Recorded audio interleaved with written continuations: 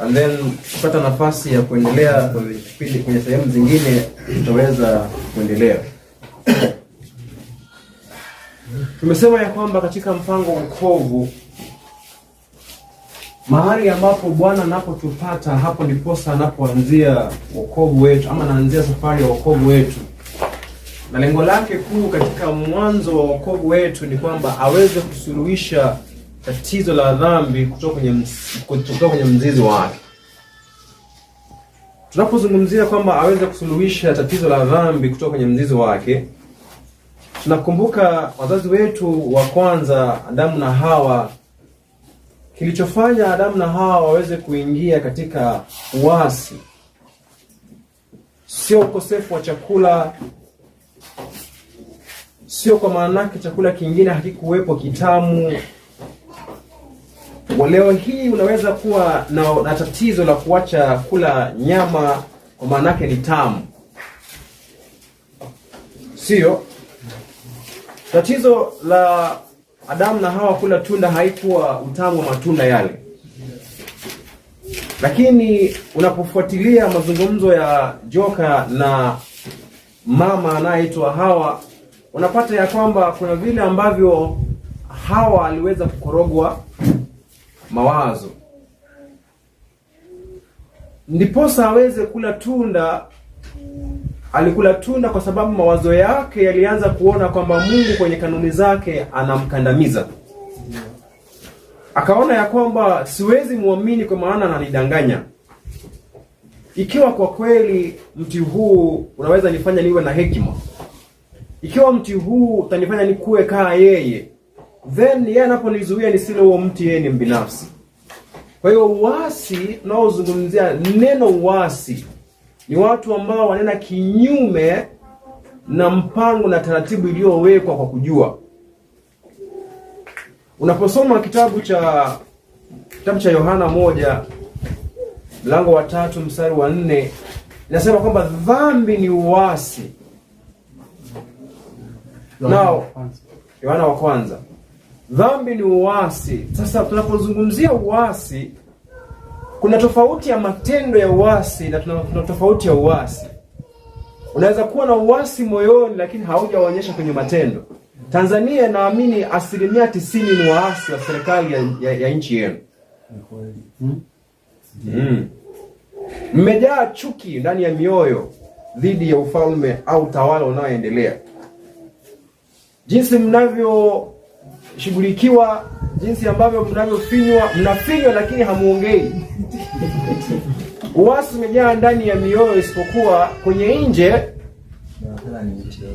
mmeka bendera ya manjano. Ya njano ama ni nini? Ya kijani. Sio?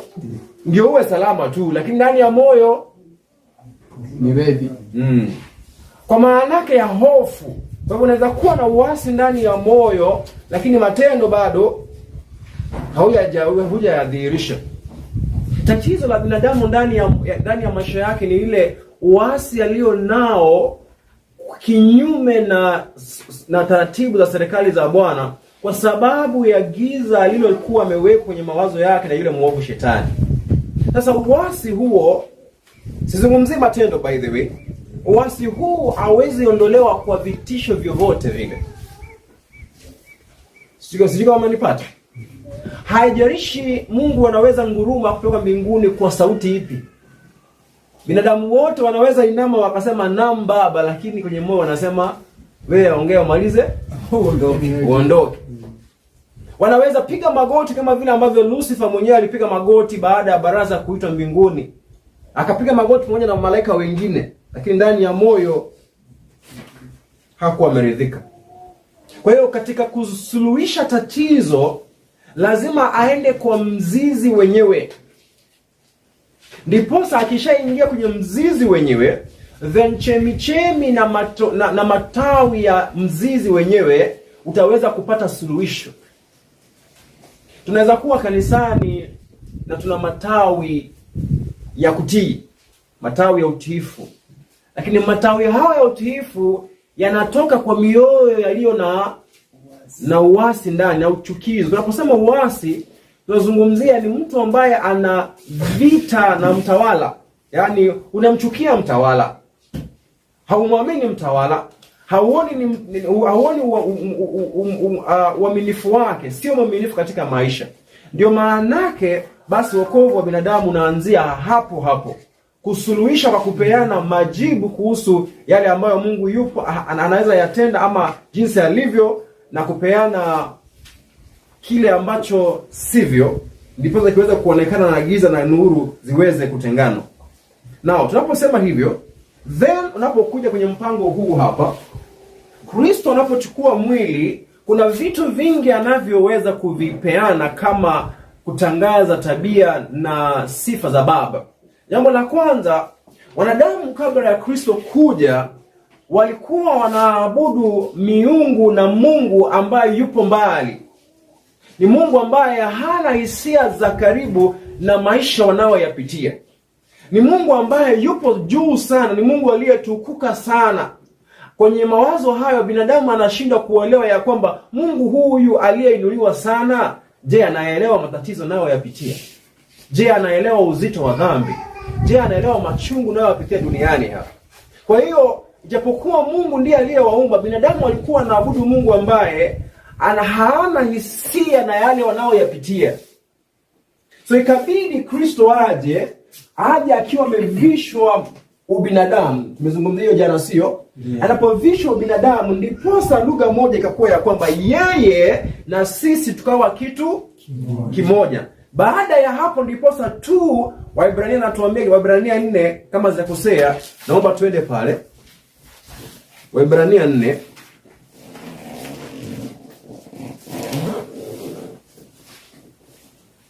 anapozungumzia tunaye kuhani mkuu, mstari wa 15, for we have not a high priest which cannot be touched with the feeling of our infirmity.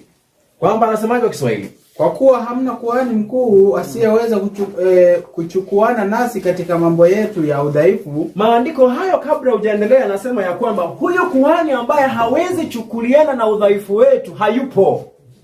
Sio maana ya sentence hiyo? Huyo afanye nini? Huyo hayupo. Bali yeye aliyejaribiwa sawa sawa na sisi, katika mambo yote, bila kufanya dhambi. Bila kufanya dhambi. Okay, sawa. Kwa hivyo tunaye rafiki na tunaye ndugu, ni ndugu katika mwili, ni ndugu katika mapito, ni ndugu katika machungu yote, isipokuwa tu yeye hakushiriki dhambi zetu. Tukazungumzia jana aliweza kutimiza hicho kwa njia ipi? Kwa kumtumainia nani? Baba aliye na uwezo wa kumuokoa kutoka kwenye hali ya dhambi. Sawa? But cha msingi hatuna kuhani ambaye hawezi chukuliana na nini? Na sisi. Ndiposa maandiko yanasema ya kwamba basi tusongelee kwenye kiti cha nini?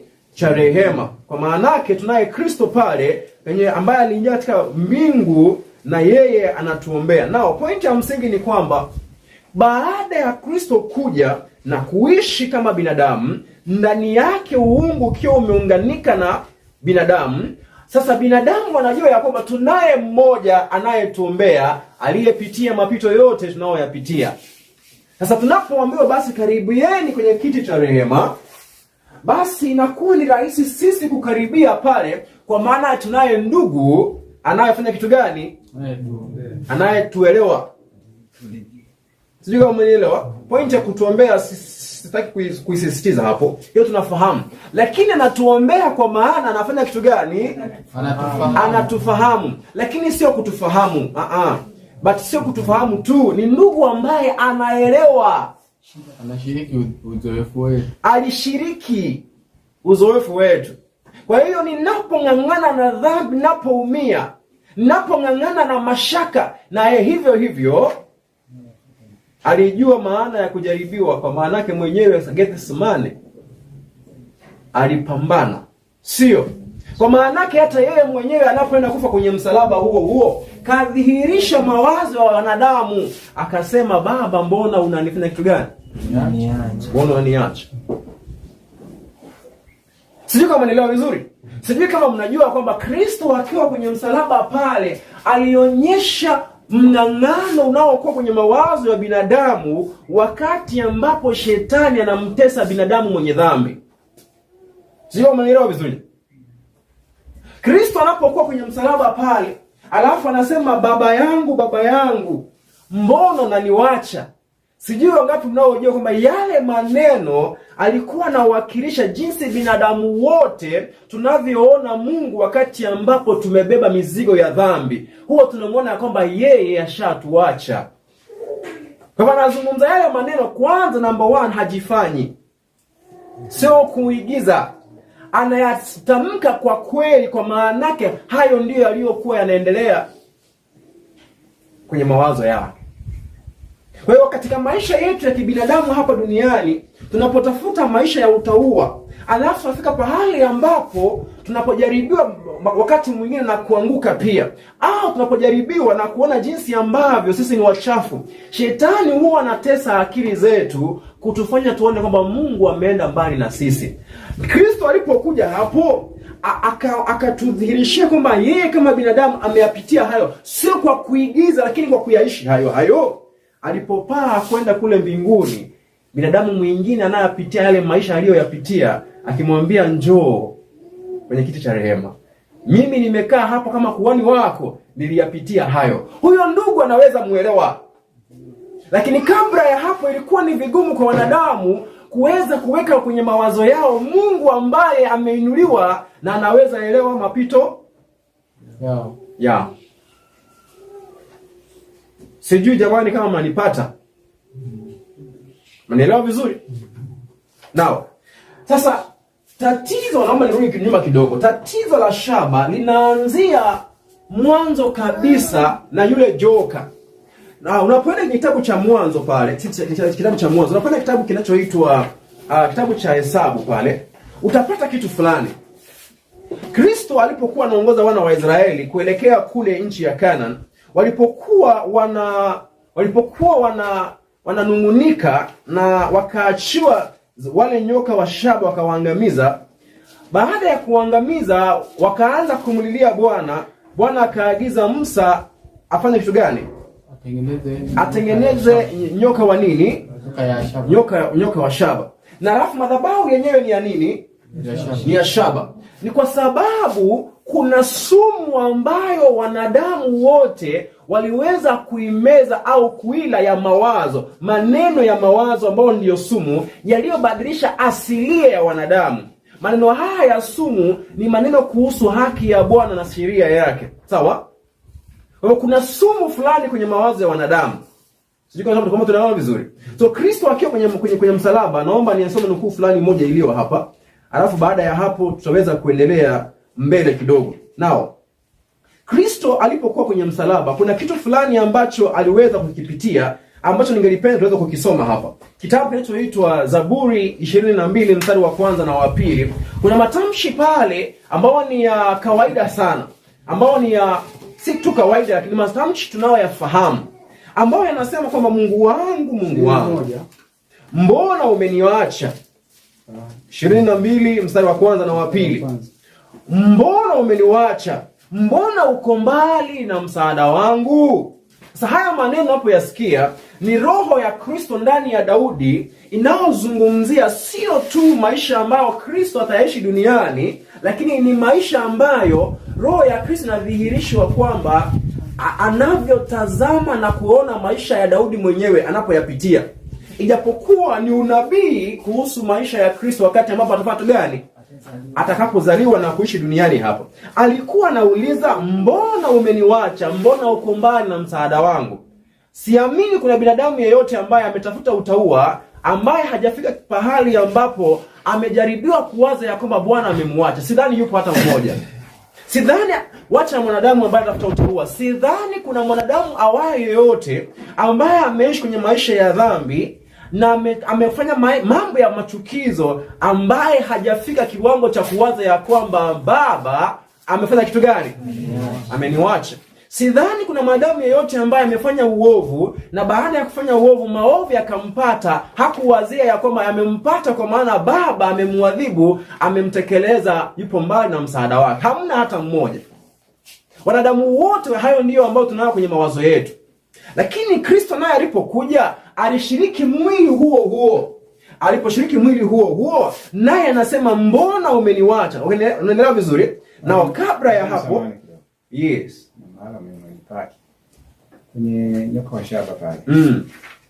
Yaani maelezo kuhusu nyoka wa shaba. Na hapo ndio umeniachia hapo. Kingine nimekuachia pale wapi? Yaani kwa maana yake gani? Yaani maana ni tafsiri sahihi ya nyoka wa shaba ule, kwa nini nyoka wa shaba? Yaani shaba tulizungumzia hii, yaani nilikuwa nimepitia juu, kwa maana yake jana nilikuwa nimekusudia. Yaani naamini kwamba jana tulikuwa tumezungumzia mambo ya shaba. Shaba ni kazi ya mikono ya mwanadamu inayowakilisha akili ya binadamu. Kwa hivyo kwenye mawazo yetu kuna sumu ya joka iliyomwagwa inayotuua, jinsi ilivyokuwa inaua nani?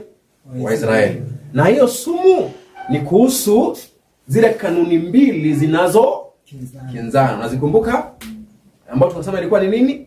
Haki na rehema inayofanya tu gani?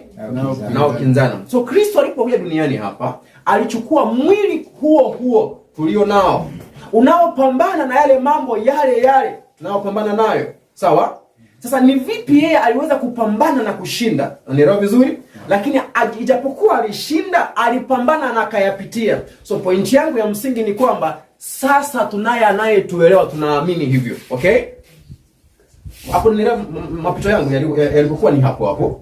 But point yangu ya msingi sasa ni yale maneno ya kwamba mbona unaniwacha. Hiyo ndio sentence ya msingi ambayo ningependa tuweze kuizungumzia.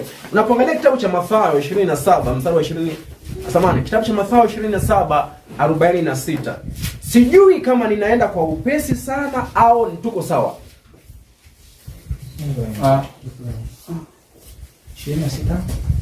27 mstari wa 46. Kristo akiwa kwenye msalaba mwenyewe akasema ya kwamba Mungu wangu mbona umeniwacha. Yale maneno ambayo Zaburi alikuwa ameandika kwenye kitabu cha Zaburi 20 na ngapi? 22. Sawa. Sasa nikamwambia maneno ambayo Kristo anayazungumza, alizungumza maneno ambayo yalikuwa sio ya kwake.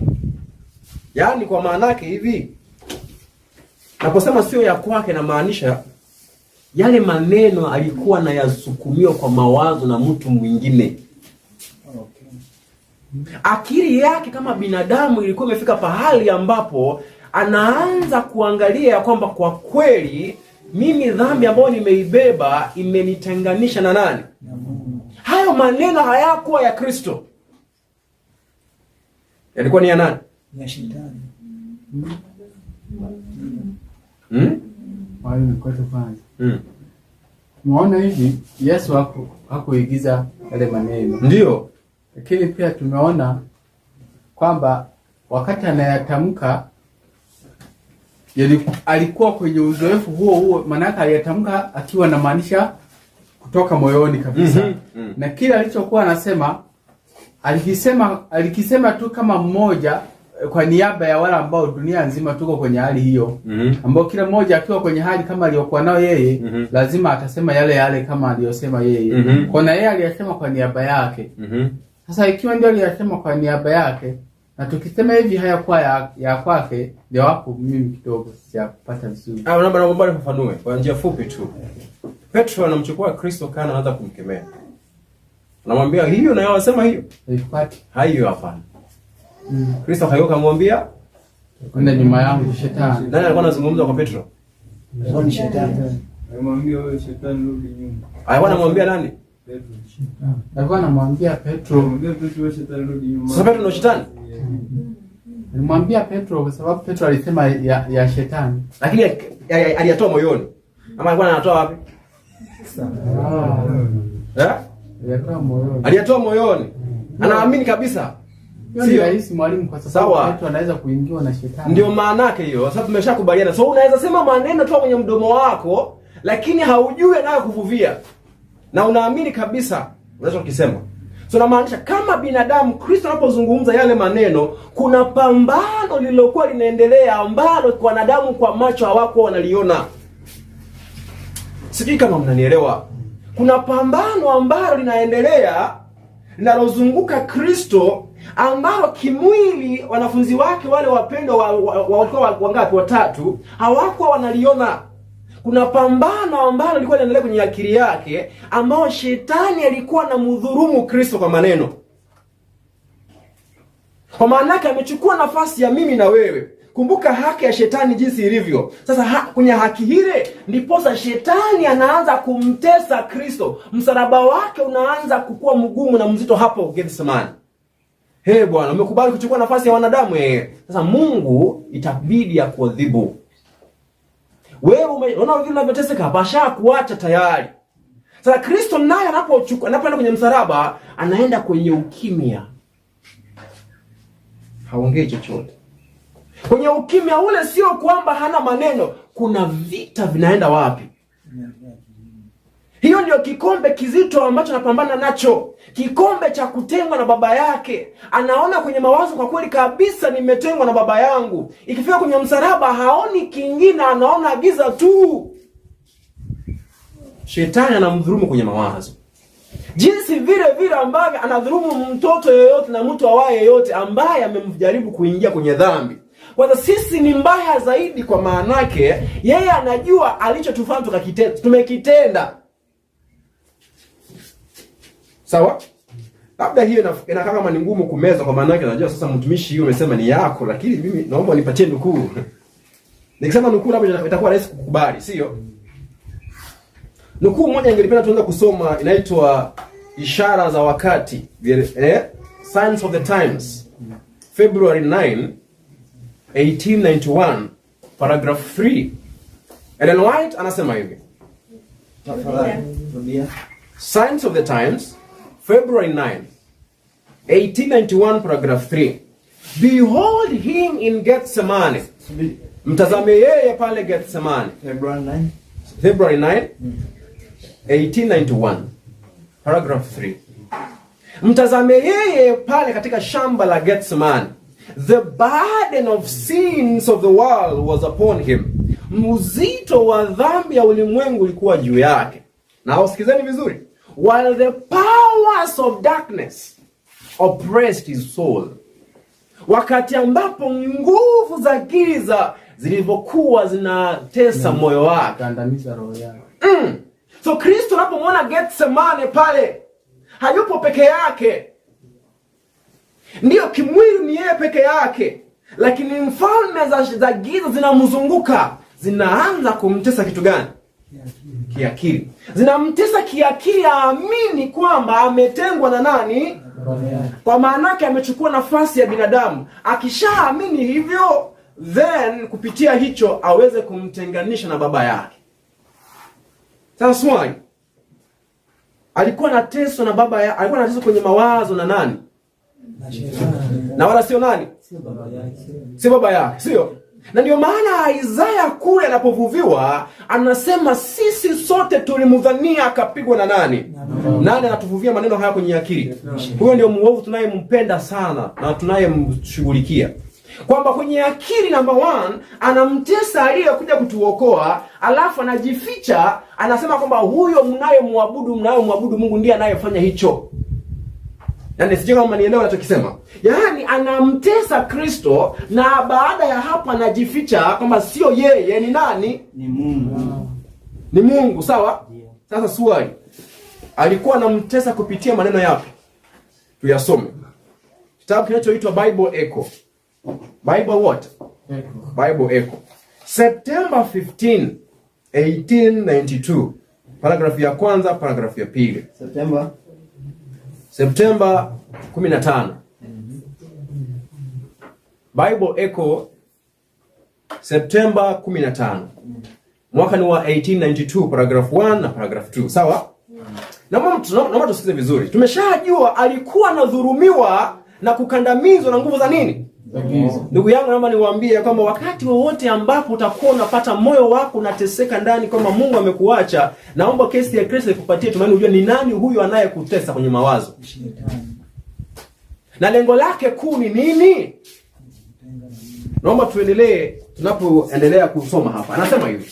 He was oppressed by the powers of darkness. Alidhulumiwa na kuteswa na nguvu za nini? Za giza. Sasa sikizeni vizuri. Naomba kila mtu asikize jamani. Satan declared. Shetani alitangaza that Christ was handed in his hands, kwamba Kristo amepeanwa kwa mikono yake, amekabidhiwa kwenye mikono yake, na yeye sasa shetani ni mkubwa na ana nguvu kumuliko mwana wa Mungu. Kwa maanake Mungu hakumpenda mwanawe. Wewe umeshapeanwa kwangu Bwana. Wewe umeshafanya gani? Kwa maanake ile haki bandia umekuja kuwaokoa Baba, sheria yake imevunjwa lazima apigwe mtu Basi amekupea amenipea nikushughulikie kwa niaba yake. So Kristo anaposema mbona umeniwacha? Umeniwacha kwa mikono ya nani? Ya hawa waovu. Mbona Baba umenipeana? Sasa yeye kwenye mawazo yake anatafuta sababu haioni. Kwa nini amekabidhiwa kwenye mikono? Yeye hiyo haioni. Kumbe aliyekuwa anamwambia nimekabidhiwa wewe nikushughulikie nani huyo? Shetani. Sasa sikizeni vizuri. Such were the temptation that Satan pressed upon the Son of God. Hayo ndiyo majaribu ambayo shetani alikuwa anamsukumia mwana wa nani? Wa Mungu. Kitabu kingine, Signs of the Times, November 25. Signs of the Time, November 25. 1889, paragraph 1. Signs of the Time. Signs of the Time kwa kifupi ni ST. November 25, 1889. Paragraph ya kwanza nasema hivi. When Christ sought the garden of Gethsemane. Kristo alipokuwa anaelekea kwenye shamba la Gethsemane. Sikizeni vizuri. The enemy pressed darkness upon his soul. Shetani alisukuma giza kwenye nini? Kwenye moyo wake. So giza ni kuhusu kitu gani unafikiria? Giza la blanketi la nini? Najua hakuna jua inawaka. Mawazo. Hii giza ni kuhusu nini hii? Misunderstanding of God. Kuna kitu ambacho amekimisunderstand. Sijui kama mnajua kwamba kwenye msalaba pale Baba alikuwa ameshuka, malaika wote wameshuka. Mnajua hicho? Wapi? Kwa msalaba pale. Kwenye Calvary pale. Kristo alipokuwa kwenye msalaba pale, Baba hakuwa mbinguni kule. Sio kiroho. Kimwili hakuwa wapi? Mbinguni. Yulikuwa hapo kwenye msalaba. Anaugua na mwana wake. Malaika wote hawako wanaimba mbinguni. Walikuwa wameshuka hapo. Sasa niulize, walikuwa wamejaa, nafasi ilikuwa imepatikana namna gani? Mimi sijui. Nachowaambiwa ni kwamba walikuwa wapi? Walikuwa hapo. Baba akaagiza malaika wawe kwenye makundi na jemedari wa kuongoza malaika waongoze wale malaika wasije wakaenda kwa msalaba wakamshusha. Wakati huo kwenye mawazo ya Kristo anajua kwamba Baba ashamwacha na Baba yupo hapo. Giza la shetani limemwingia kwa mawazo. Ndio maana akakuwa na wakilisho ya kwamba amechukua mwili wa shaba. Sawa? But point ya msingi ni hii. Ni vipi ambavyo hiyo haikuweza kumchafua? Ni vipi ambavyo moto huu uliweza kuteketeza kitu gani? Sumu hiyo ya shetani. Ukienda kitabu cha Zaburi mahali tulipokuwa anasema ya kwamba nimeomba usiku mzima haujanisikia. Siku nzima nimekuwa nikikulilia lakini ni kama masikio yako yako mbali na mimi. Anapoenda kumalizia akasema ya kwamba baba zetu walikutumainia, anajua wewe ni mwaminifu. Mikononi mwako natia kitu gani? Roho yako. Kwa maana yake ijapokuwa anapambana na mashaka, hakuruhusu mashaka ya mtawale. Alisema yote siyaoni lakini najua kwamba wewe ni kitu gani? Mwaminifu. Ni mwaminifu. Yote nakukabidhi wewe. Kwa Kristo anapokuwa duniani hapa anatudhihirishia kwamba alipitia kuugua kwa binadamu kama mwanadamu. Kwa maana yake ya kwamba nasi tunapojaribiwa, basi Yohana mpendwa naye akatuandikia waraka akamwambia, wanangu wapendwa, nawaandikia haya msifanye dhambi. Ikiwa mtafanya dhambi, basi tunaye muombezi kwa nani? Huyo muombezi ameyapitia. Sasa uzuri ni kwamba ijapokuwa inakaa ni nzuri, lakini pia kuna sumu ya shetani ambayo iko hapo ndani. Kabla ya hapo wanadamu walikuwa wanaamini Mungu, hakuwa anawaelewa. Kabla ya hapo binadamu walikuwa wanajua kama Mungu yuko mbali, hawezi kuchukuliana na hisia zao. Nasi Waadventista wa Sabato tulipoanza kufunza mambo ya maagano mawili, tukasema Kristo sasa amekuwa kuhani, ameweza kuwa kuhani baada ya kuanza kutuelewa kwa kuchukua mwili wa kibinadamu. Kwa maana yake kabla ya kuchukua mwili wa kibinadamu, then Kristo na Baba hawako wanaelewa binadamu. Lakini hiyo ndiyo ambayo injili ambayo tunaihubiri kwenye maagano mawili. Kwamba Kristo maagano mawili, kwa mfano nikitumia chachi hii tuseme hivi, maagano mawili tunayaweka hivi, kutoka kwenye Musa hadi msalaba ni agano la kale, sio? Alafu kwenye msalaba kuelekea mbele ni agano jipya. So makuhani wote waliokuwa hapa ni wakina Musa, sio? Na Aaron. Lakini Kristo akaanza kukua kuhani kuendelea hapa mbele. Kwa maanake sasa kwa kupitia uzoefu wa dhambi, sasa ametuelewa.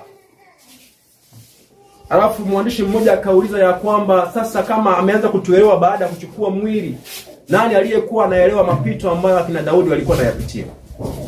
Nani aliyekuwa anaelewa mapito ambayo wazee wa zamani na mateso waliokuwa wanapitia wakiteswa na kudhulumiwa na dhambi? Hamna wao yoyote, wale wao kwa maana yake waliishi wakati ambao Kristo hakuwa amekuja kuchukua mwili. Siko mnaelewa vizuri. Lakini sasa pointi ya msingi ni hii. Kristo kabla achukue binadamu alikuwa anaelewa wanadamu wote katika ukweli wa halisia. Kwa maana yake maandiko yanatuambia ya kwamba viganjani mwake ametuandika. Si kama viganjani ama kitu gani anasema? The palm of my hand have I engraven you. Yani ametuweka kwenye nini? Kwenye viganja vya mkono wake. Alafu anasema kwamba yeye anatufahamu hata kabla wazo lolote au maneno yoyote hayatoka kwenye mdomo wetu. In fact, kitabu cha Isaya anasema kuhusu maisha aliyopitia na wana wa Israeli, anasema maneno kama haya. Hebu twende pale tuweze kuyasoma. Isaya. Isaya kama sijakosea ni kitabu cha Isaya 40 ngapi? Ndio tu.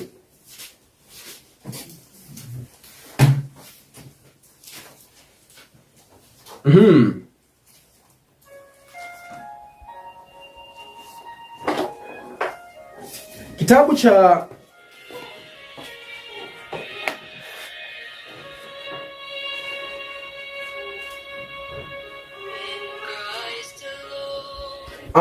kitabu cha Isaya 63 mstari wa 9. Isaya 63 mstari wa 9. Nasemaje? Imeandikwa, naam, katika mateso yao yote yeye aliteswa. Katika mateso yao yote yeye pia aliteswa. Na malaika wa uso wake akawaokoa. Kwa hivyo katika mateso ya wana wa Israeli yote, na hivyo alifanya kitu gani? Aliteswa. Kwa hivyo kumaanake hivi, hamuna mateso awaye yeyote, wedha ya kujiletea, wedha ya kuletewa, wedha kwa kubavu wangu, au wedha kwa kutopenda kwangu, ambayo yananipata bila Mungu yeye kuwa wa kwanza wa kuugua kwanza. Hamna hata moja. Sijui kama mnajua kuna nukuu moja, hiyo nafikiria ni ya Joeli. Anaipenda sana ya kwamba wakati wowote ambapo tunakula vibaya na kuvuruga tumbo yetu, wakati ambapo neva zinavyoteseka, naye roho mwenyewe anaugua ndani yetu. Mnajua nukuu hiyo ipo? Ndio. Wangapi wao mnaijua? Wangapi ambao hamuijui? Naomba jamani muwatafutie muweze kuwapatia. Kwa maana yake sikuwa nimeifikiria. Kwa maana yake hivi, wakati wowote assume kwamba nimekula vibaya, ninavyoteseka, ni kwa maana yake nimeenda kinyume na mpango wa sheria ya uzima, sio? Kwa hivyo ninapoumia na maana yake kwamba madhara yananipata kwa kuvunja kanuni ya nani? Ya Mungu ya afya. Ninapoteseka sio mimi tu nayeteseka, nani pia naugua? Mungu. Kwa hivyo hajaanza kuugua na kutuelewa baada ya kuchukua nini?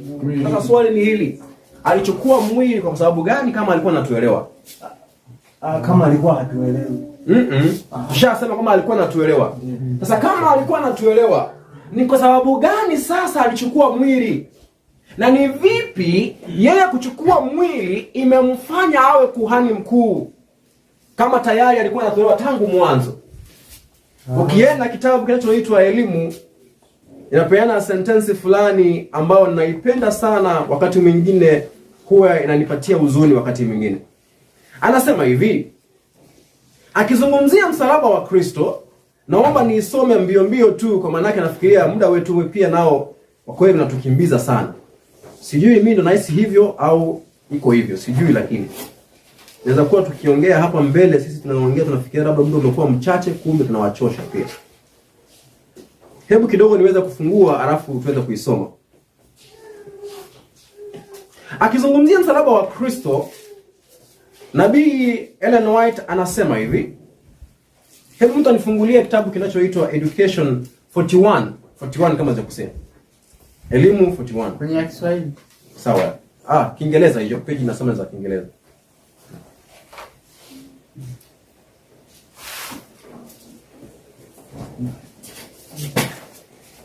Nimeiona.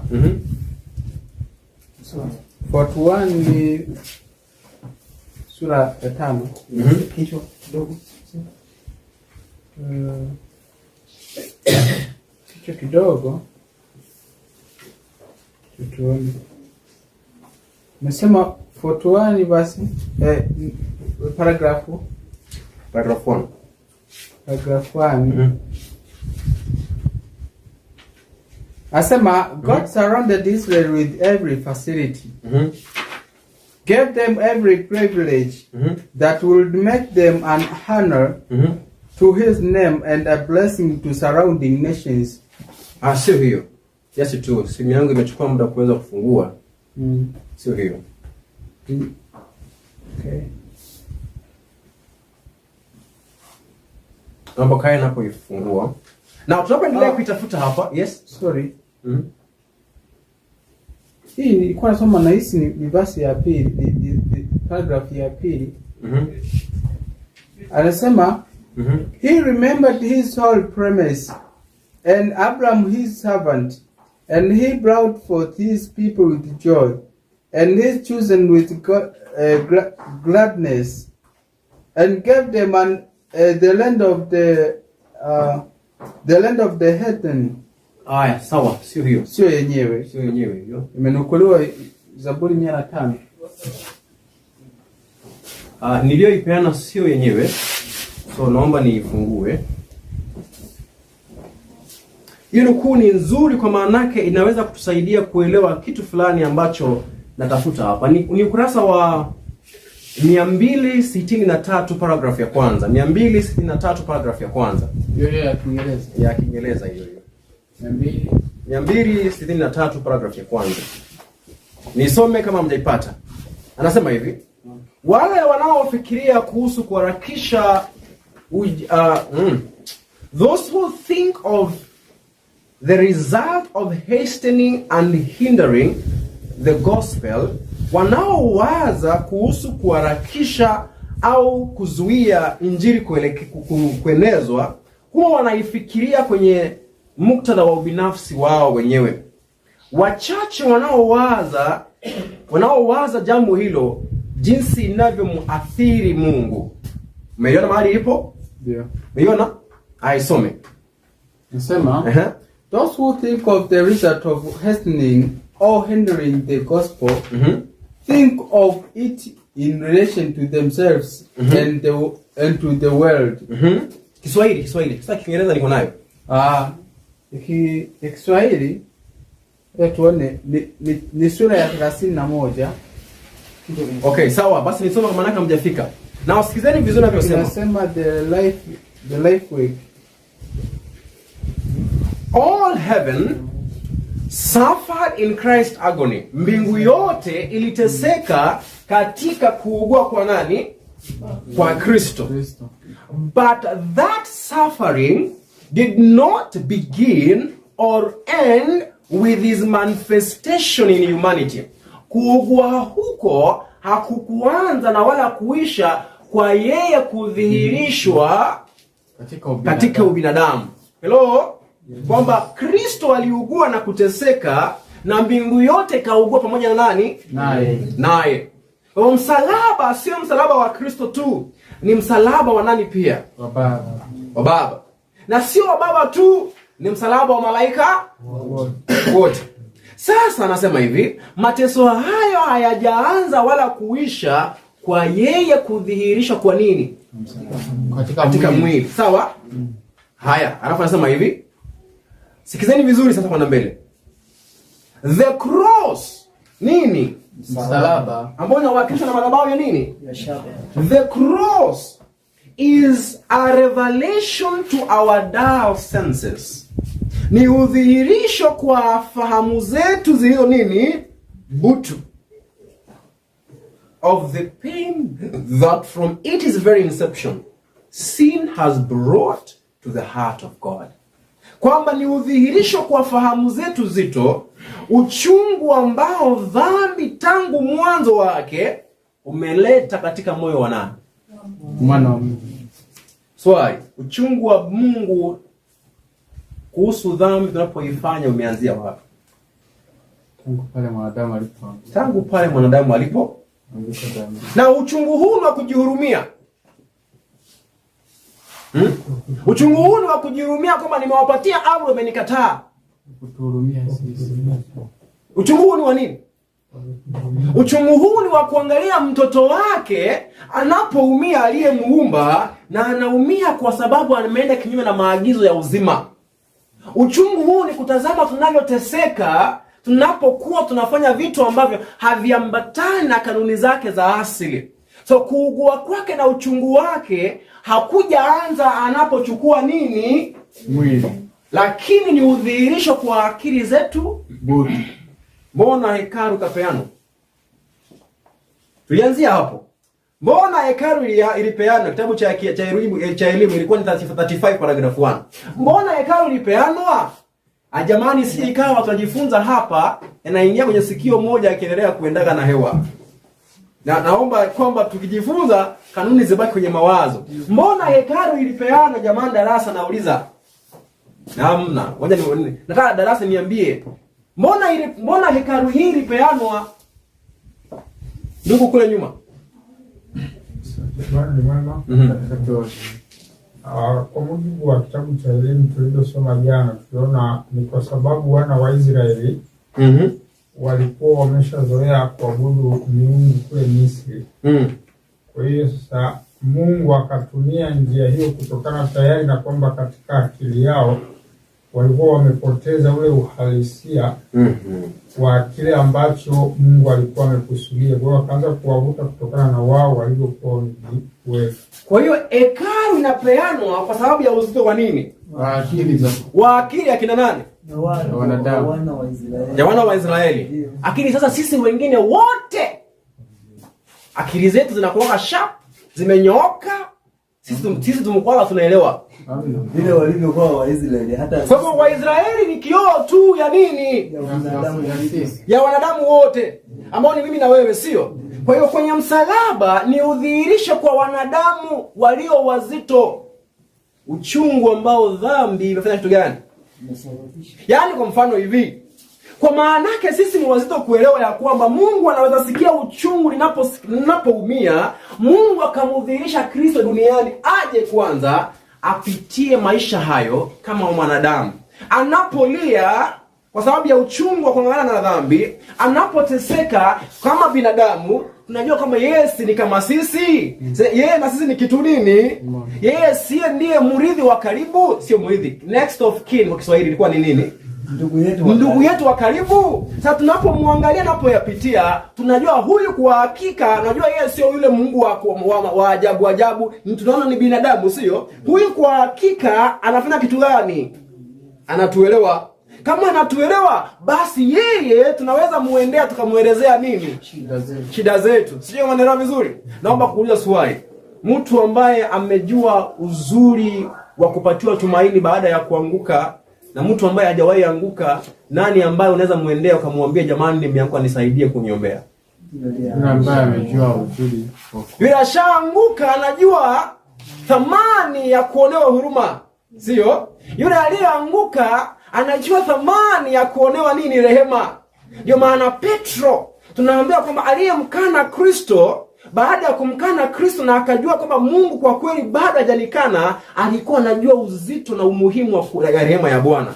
Akawa ndiye ambaye yuna uwezo wa kuchukuliana wanadamu wenzake. Kwa hiyo kwa maana hiyo Kristo akatumwa ndiposa tumjue Mungu kwamba kwa kweli anatuelewa. Lakini haijaanza wapi? Wakati alipochukua pale msalabani. Hiyo ni kwa udhihirisho wa nani? Kwa sisi ambao. Naomba kuuliza swali. Unapochukua siku ya leo, unawezekana usichukue nyundo na msumari ukamtunika kwenye msalaba. Leo hii ukichukua misuri yako na ngumi ukampiga mke wako, anayeumia wa kwanza nani? Nani anayeumia wa kwanza? Naomba tuzungumze. Kristo ndiye anayeumia wa kwanza. Kwa maana yake hamuna jinsi ambavyo neva za mwanamke zitasikia uchungu bila roho ya Kristo inayoshikilia neva hizo kusikia uchungu kwanza. Haiwezekani. Sijui kama mnaelewa vizuri. Wakati ambapo jamaa ameenda kule kunyemelea mke wa mtu, akapata kwa nyuma na jamaa akamkatakata na panga. Yaani naomba kuuliza swali, aliyeumia wa kwanza nani alipokuwa anakatakatwa? Yesu Kristo wa kwanza. Kwa maana yeye ndiye anayempatia uzima, sio?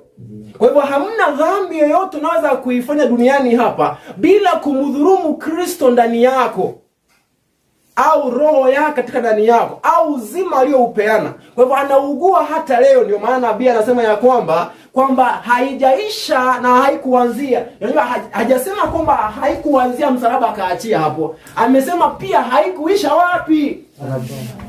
Maanisha leo hii ninavyofanya uovu wa kumtesa mwingine, wa kumdhulumu mwingine, ninayemtesa kwa hakika. Maandiko yanatuambia kama unajua hawa ni mboni ya jicho langu. Unayemtia kidole huyo, yaani unanitia mimi mwenyewe. Sio kana maana kwamba wewe unanichokoza. Yaani kwa maana yake ya kwamba hamna kitu cha thamani katika binadamu kama jicho lake. Yaani inamaanisha kwamba unapomfanyia binadamu yoyote mabaya au mazuri, yaani ni kama umemfanyia yeye mwenyewe. Kwa maana yake yeye na huyo ni kitu cha karibu sana. Wameunganishwa kwenye kamba ambazo haziwezi vunjika kwa kitu chochote kile. Jamani, tunaelewana vizuri. Lakini sasa upagani ambao tumekuwa nao, huwa shaba, umetufanya tukaona ya kwamba Mungu anapokuja duniani hapa kwa mfano wa Kristo, then anapokufa lengo lake ni kulipa hasira ya Mungu ambaye amekuwa akishikilia. Baadaye tudhihirishie uchungu ambao Mungu amekuwa akipitia kwa sababu ya dhambi zetu. Sasa tunaona ya kwamba kumbe Mungu amekuwa na hasira, ameimwaga kwa nini? Kwa mwanawe. Kwa mwanawe. Ndiposa mwandishi mmoja naye akasema hivi, hii itakuwa imetoka kwenye mtu anayeitwa, kama sijakosea ni Wagona au nane. Hebu kidogo tu hivi niweza kuangalia jinsi ambavyo wanadamu wengi tumetafsiri kifo cha Kristo kwenye msalaba. Naomba kidogo niweza kuifikia, alafu niweze kuisoma tunaposonga mbele kidogo. Kuna mwandishi mmoja anapozungumza kuhusu ujumbe wa haki kwa imani, anasema kitu fulani kuhusu kifo cha Kristo.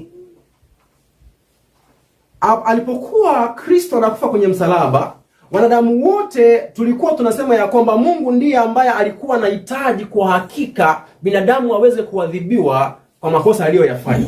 Ninaomba niweze kuanzia baadhi za vitu fulani hapa. Mtu mmoja anayoitwa, huyu ni mtu ambaye ameandika, anasema maneno kama haya, anaitwa Santa Barbara. Anazungumzia kuhusu kifo cha Kristo, anasema hivi: God is personally offended by sin. Mungu huwa anaghadhabishwa na nini? Na dhambi. And thus he needs to be personally appeased. Huwa anahitaji yeye mwenyewe atulizwe in order to offer personal forgiveness. Ndiposa apeane msamaha, ndio atoe msamaha kwa mtu. Kwa hiyo dhambi unapoifanya, Mungu huwa anafanya kitu gani? Yeye mwenyewe anakaa offended. Kukaa offended maana yake kitu gani? Kukaa offended ni kuchukizwa, ni si kuchukizwa tu. Kukaa offended kuumizwa, ni kuhuzunishwa, kukatisha tamaa, ni kuchukizwa. Anakaa offended, na kwa hiyo yeye mwenyewe anahitaji atulizwe, ndiposa peane msamaha kwa mtu. Mnasikiza vizuri? Kwa hiyo katika kanuni za uungu, katika kanuni za uungu anasema hasilia yake na ukubwa wa dhambi za binadamu, kitu pekee ambacho Mungu angeruhusu kimtulize hasira yake ilikuwa ni mateso na kifo cha Kristo. Huyu ni mwinjilisti anayehubiria wa Kristo, anasema ya kwamba Baba unapomfanyia makosa, yeye mwenyewe anachukizwa, na sio tu kuchukizwa. Hakuna kitu kingine kinaweza kumridhisha yeye isipokuwa mateso na kifo cha mwanawe. So hapa unaabudu Mungu ambaye kwenye msalaba hapa hatudhihirishiwi uchungu wake kwa sababu ya mateso tunayoyapitia kwa ajili ya dhambi. Unampata Mungu ambaye anadhihirisha hasira aliyokuwa amehifadhi, amekuwa akitafuta wa kumumwagia. Alilipa be na wiwa. So alilipa nani? Alilipa Yesu. Alilipa nani? Yesu kalipa nani? Nauliza swali. Tunasema alilipa. Kama Mungu alihitaji atulizo ya hasira, so hii alilipa bei, alilipa nani? Tunasema alilipa Mungu. Alilipa Mungu. So tunaye Mungu ambaye msamaha wake ni wa kununuliwa na damu ya Kristo. Usiwahi niambia Mungu huyu anasamehe bure. Mimi siamini hicho. Wewe niambia moja kwa moja ya kwamba amelipwa na damu ya nani? Aliyenisamehe bure ni Kristo peke yake. Kwa maana yeye alikufa bure. Anisamehe mimi. Lakini baba yake yeye no. Alilipwa damu. Huyo ndio Mungu tunayemwabudu kwa miaka mingi. Ni Mungu ambaye hawezi amini ya kwamba unapotanga mbali ya kwamba anaweza kupokea jinsi ulivyo. Lazima kwanza kitu Kutoe kwanza. Mpe kwanza. Hiyo ndio kanuni za matendo ya kumjengea Mungu makatedro kubwa kubwa. Hiyo ndio kanuni hata ya Waislamu. Ya kwamba nikishafanya maovu yote nao yafanya, basi nikienda nimjengea Mungu msikiti mzuri mkubwa, ashanisamehe, anasahau yote niliyoyafanya. Pata thawabu. Mungu anayehongwa. Yaani kwa kifupi hiyo. Na wakati mwingine nikasema hivi, sijui kama nimeandika hapa. Wakati mwingine nikasema hivi, tatizo la hongo duniani mzima ni kwa maana wanadamu wote tunaabudu Mungu ambaye anahongwa. Ningependa niulize swali. Wakristo na makafiri ni wangapi ambao ni wengi duniani? Makafiri. Wakristo na makafiri ni wangapi ambao ni wengi duniani? Niomba mnijibu. Ni makafiri, mko sure? Hapana. Wewe tutumie tu Tanzania hapa. Wagani ambao ni idadi ni nyingi? Tunaosema ni Wakristo tupo wengi kuliko tunaojiita ni Wakristo ni wengi kuliko makafiri, sio? Lakini hongo iko juu. Kwa nini? Wote ni makafiri. Sisi sote tunaabudu Mungu ambaye anapeana kwa kupewa. Yaani si unoajiriwe ndio mtoto aajiriwe kazi lazima utoe kitu kidogo. Na wewe ndiposo ubarikiwe na Mungu lazima umpatie zaka na sadaka. Kwani si ni hiyo moja?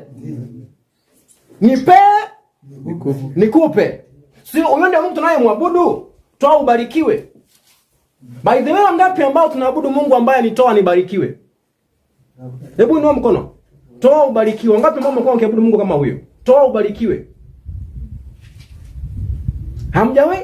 Toa ndugu, toa dada. Ulichona wewe. Anakuona hadi kwenye mfuko, sio?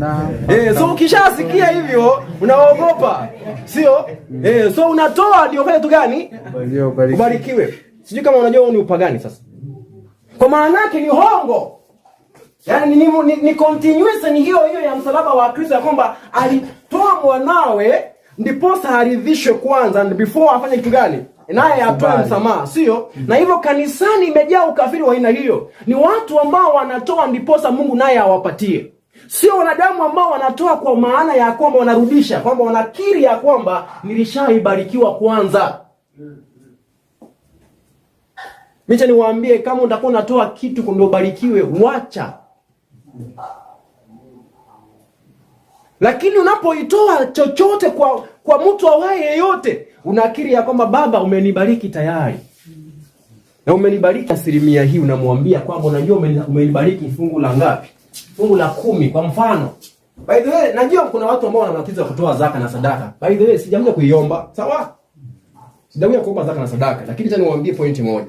Kuna watu ambao wanafikiria wanamfanyia Mungu favor kumtolea zaka na sadaka, sio? Ndio. Kwa maana ile mchakato wa hongo, sio? Yaani kama Mungu hajakupatia chochote usimupe. Kwa maana yake mfumo wa kutoa sio kwa maana yake Mungu anahitaji chochote. Anasema kwamba kule maporini, milimani kule, wanyama waliokula si ni wake. Kama angekuwa anahitaji angeenda achukue, hangekuja kukuomba. Naomba niulize swali. Wangapi ambao nimeomba ruhusa kwenda kwenye gari yangu kule nyuma na kwenda kuiwasha? Nani nimeomba ruhusa hiyo? Si ni ya kwangu. So kuna haja kuomba ruhusa kweli? Ninaenda nifanyie shughuli ninavyotaka. Nikiamua nienda Songea, ninaenda, sio? Vyote vilivyo kule ni vya Mungu. Kama angekuwa na vihitaji, angekichukua kule. So the reason why anatuambia tumrudishie ni kutufunza na kutuzoesha kuishi kwenye kanuni yake ya uzima ya utoaji, ya kwamba mimi nilitoa, naomba na wewe ujifunze kufanya kitu gani? Kuizungusha. Kwamba unakubali umeipokea, kwa hivyo fanya kitu gani pia? Toa. Sawa? Kwa hivyo kama umekupatia 0, unafaa utoe ngapi? 0. Sio kwamba sasa utoe 10 ndio akuongezee. Unamrudishia 0. Unamwambia leo Bwana, wiki hii mzima haukunipa kitu. Uliipatia bure. Unaingia kanisa jinsi ulivyo. Kwa hivyo unapoingia kanisani, alafu mtumishi wa Mungu lazima ashinde akipembeleza pesa zitoke, mwambie tu hajatupatia. Akitupa tutaleta. Lakini kama Mungu tayari amekubariki, kwa moyo wa shukrani namwambia Baba, wiki hii umenibariki na 100,000. Unamwambia ni 100,000 namna gani? Kwa maana yake 100,000 ni ngapi? Ni 10. Namwambia wiki hii ni ngapi umenipa?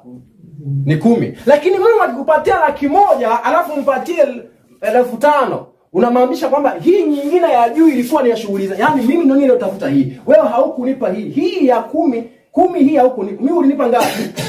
Ulinipa 5. Hii 5 ndio ulionipa. Kwa maana yake hii 50 ni ya ngapi? Yangu. Hiyo ni ya kwangu, sio? Kwa hivyo wewe una shughuli ya kuendeleza kuzalisha ngapi? 5, na yeye azalishe ngapi? 5. Sio ni deal nzuri? Sasa mwalimu. Na mfano ule mama aliyetoa ndogo sana. Wale wengine walikuja na nyingi sana. Yesu akamsifia yeye kwamba yeye ametoa nyingi. Na wale pia walikuja na nyingi. Sasa ndio alizopewa. Yaani uwingi katika macho ya Bwana sio uwingi ulio mkononi. Uwingi katika macho ya Bwana ni moyo ulio ndani ya kile kitu. In fact, sijui kama mnajua. Nabii anasema ya kwamba kuna sacred fulani, kuna mbaraka wa thamani kwa utoaji wa mtu maskini kuliko wa tajiri. Kwa maana yake tajiri anayatoa kwa ziada aliyenayo. Yaani sasa kama niko na 200,000 zimelala kwa banki pale, hazina za kufanya na kupatia wewe, unafurahia, unapiga makofi. Ametupei. Mpaka mnasimama mnaabudu, sio?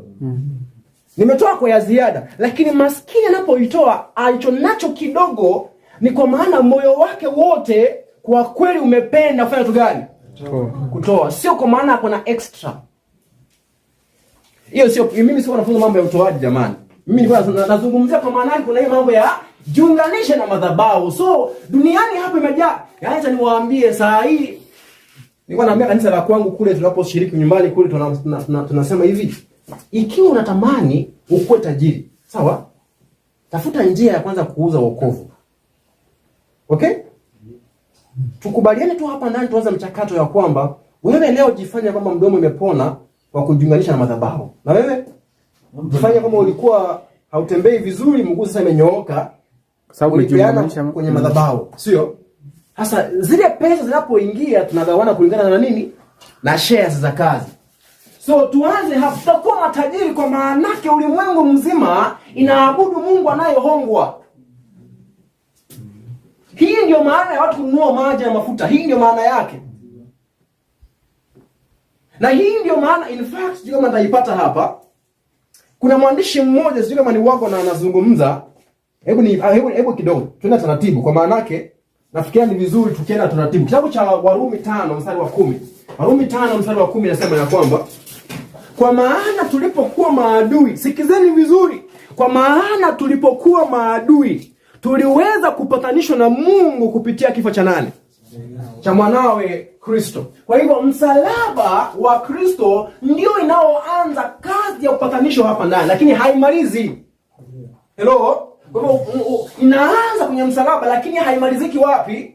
Hapo. Hii hapa upatanisho huu ni wa akili, yani amechukua imani yako, sasa ndiposa anaanza kukusafisha hadi siku ambayo atamalizia kazi hiyo wapi?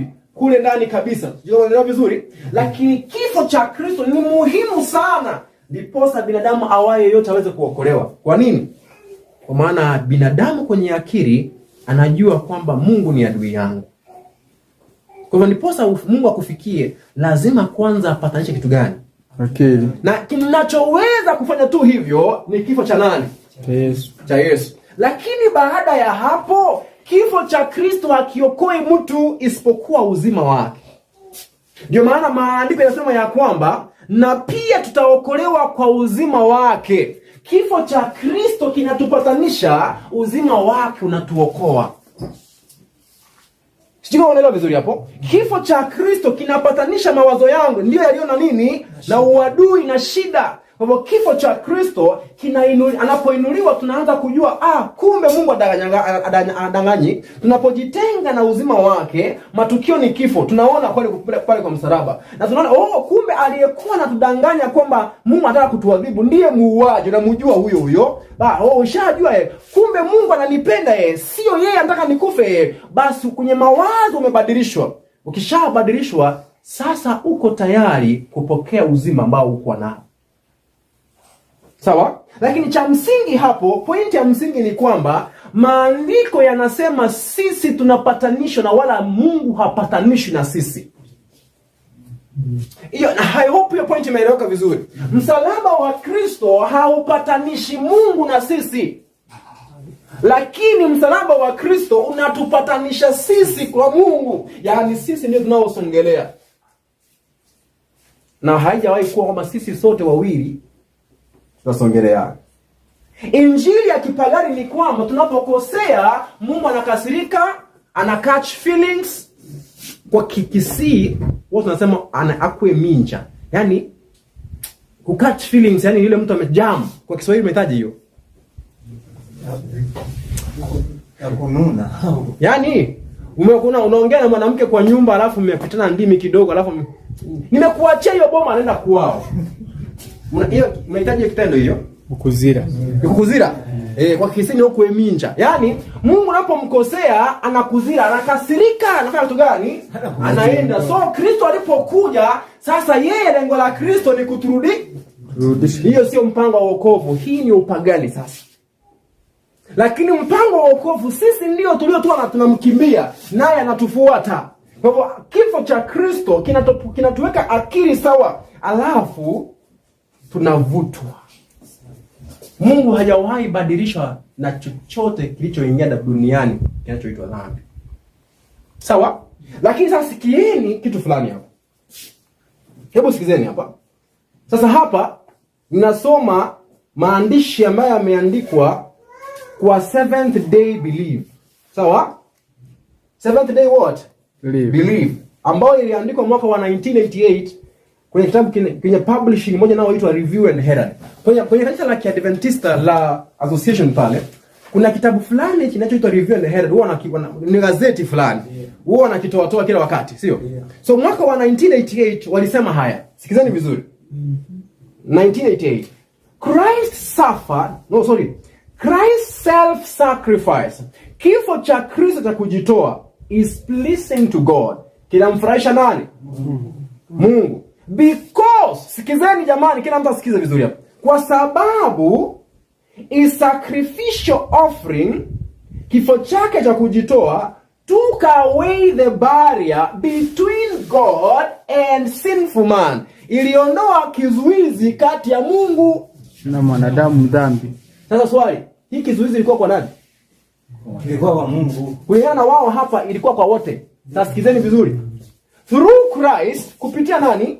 Yes. Sasa tusikie hiyo barrier ni gani, sawa? Sikizeni vizuri.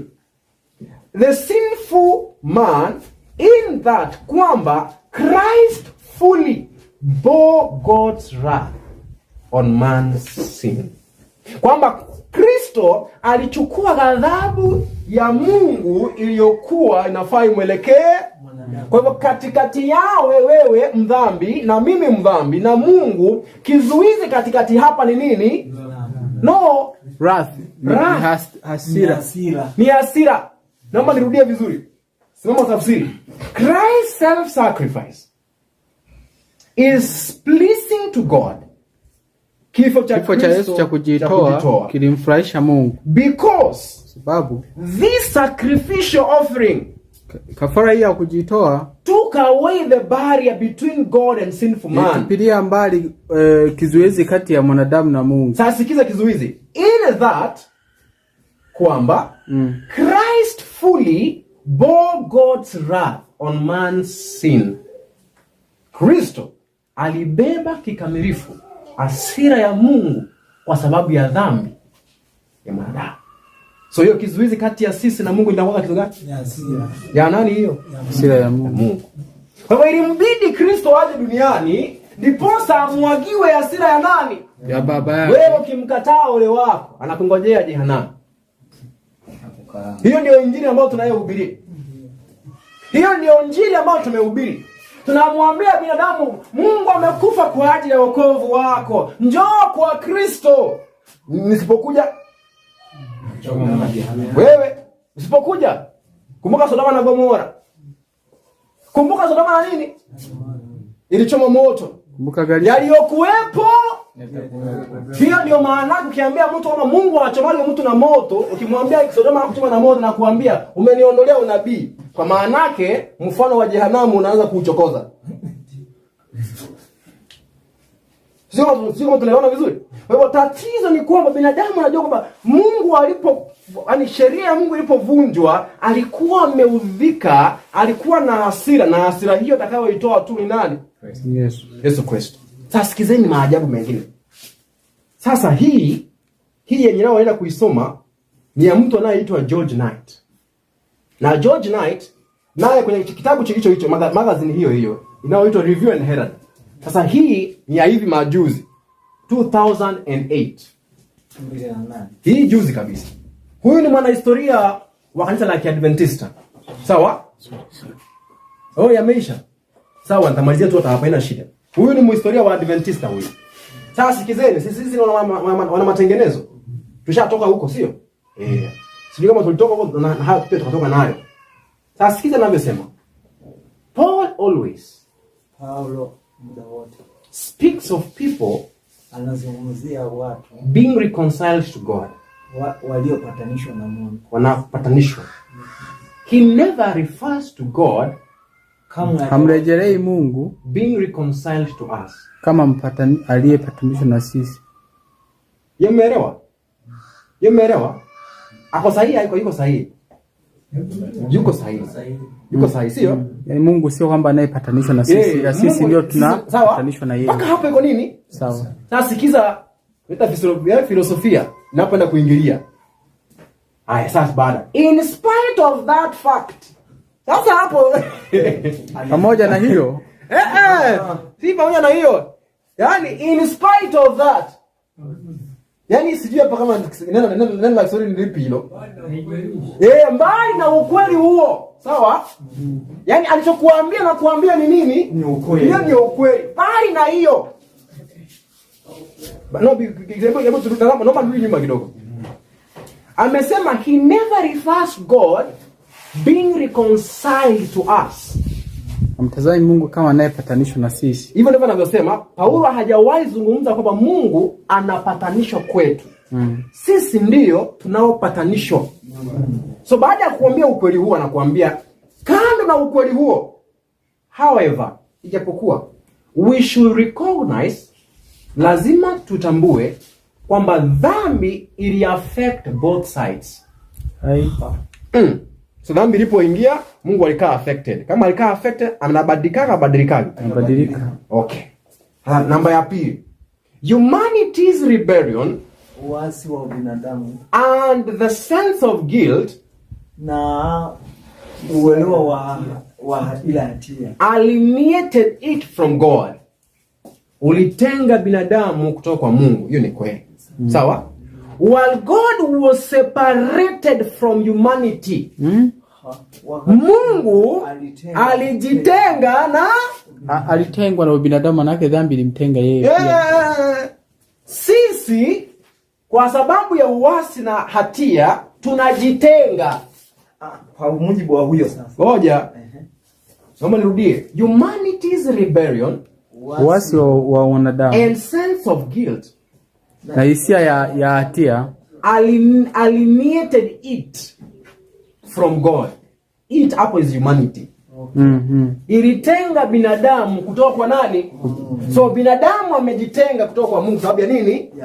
Hatia ya dhambi. Haya. Baada ya hapo, while God, wakati Mungu was separated from humanity, alitengwa na ubinadamu. Ya kutengwa nataka usikie vizuri.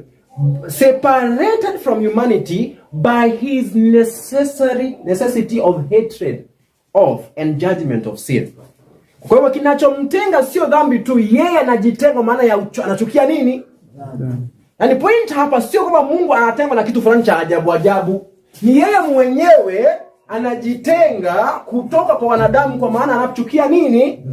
Kwa hiyo wote binadamu na Mungu wanasonga nini? Mbali na nani? Na mwenzake. Sasa sikizeni baada ya hapo. Christ's sacrificial death, kifo cha Yesu cha kujitoa, removed the barrier, iliondoa kizuizi, to reconcile the barrier to reconciliation from God's side. Ikaondoa kizuizi cha upatanisho kutoka kwenye sehemu ya nani? Kwa upande wa Mungu. Sasa hiyo reconciliation ambayo inafanywa hapa, nani anayevutwa? Anavutwa Mungu. Anavutwa Mungu. Ni hiyo barrier iliyokuwa hapo tumeambiwa ilikuwa ni nini? Ni dhambi. Barrier ni hasira. Hiyo hasira imeondolewa aje? Na kifo cha Kristo. Kwa hivyo kifo cha Kristo kinakuwa ni chombo cha nini? Kumwaga nini? Hasira. Hapo umeelewa vizuri? Haya. Baada ya hapo, ninaomba nimalizie nukuu za mwisho hapa, alafu tuweze kufunga. Naomba tusikize anavyosema. Huyu sasa mwingine anayozungumza sasa. Huyu sasa ni tofauti na nukuu zile za kwanza, isipokuwa huyu anaandika 1897. Now, haki kwa imani ilianza mwaka upi? 1888. Sawa? So, huyu naye anaandika 1897. Huyu ni mwanafunzi wa kina Wagona. Sawa? Anaitwa G.E. Philed. Haya ni mahubiri ya Philed alipokuwa anafunza, alivyoelewa mahubiri aliyohubiriwa kule 1888. Anasema hivi: every text in the Bible, kila andiko katika Biblia, speaks of reconciliation, inazungumzia swala la upatanisho, makes God the one who makes the reconciliation. Inamfanya Mungu awe yeye ndiye anayefanya huo upatanisho. Kweli si kweli? Kweli. Huo ni ukweli. Kwa maana yake Wakorintho wa kwanza kama sijakosea ni 5, wa pili 5:17. Kwamba Baba alikuwa kwa Kristo akiupatanisha ulimwengu na nafsi yake. Kwa maana anayefanya upatanisho nani? Ni Mungu kupitia chombo chake nani? Yes. Kwa hivyo yeye ndiye anayetuvuta na wala sio yeye anayevutwa kwetu. Sawa? Anamalizia akisema hivi.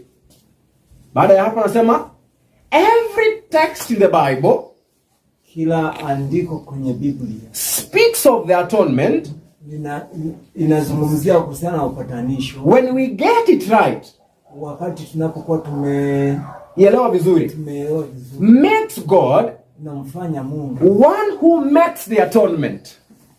Mungu ndiye anayefanya huo nini? Upatanisho in Christ, ndani ya Yesu. Not simply Christ, si tu Kristo, but God in Christ. Lakini Mungu ndani ya Kristo. Just as God